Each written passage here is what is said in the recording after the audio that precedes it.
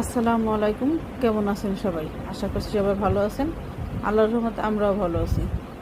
আসেন আজকে আপনাদের সাথে একটা তাল রান্নার রেসিপি শেয়ার করি। এই তালটা কিন্তু সবাই খায়, এখন যেহেতু তালের সিজন, অনেকে অনেকভাবে খায়। আমি আজকে আপনাদের সাথে এইভাবে রান্না করার ভিডিওটা শেয়ার করি।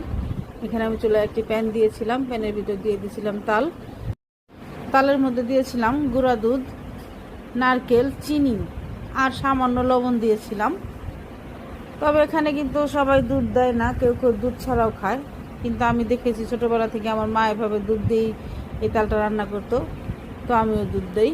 আর দিয়েছিলাম হচ্ছে যে আমরা যে রেগুলার ভাতের চাল খাই, ওই চালটাকে ভালো করে ভেজে ওটাকে ব্লেন্ডারে গুঁড়ি করে নিয়েছিলাম, একদম গুঁড়ি না, আধা ভাঙার মতো করেছিলাম, সেটা দিয়েছি।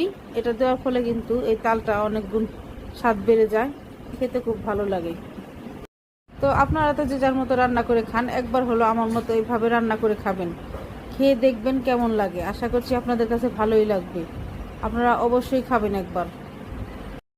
আর আমার এই ভিডিওটি ভালো লাগলে ফেসবুক থেকে দেখলে একটা ফলো দিবেন, আর যদি ইউটিউব থেকে দেখেন তাহলে লাইক, কমেন্ট এবং সাবস্ক্রাইব করে আমার পাশে থাকবেন। আর দেখেন আমার তালটা রান্না করার পরে দেখতে কত সুন্দর হয়েছে।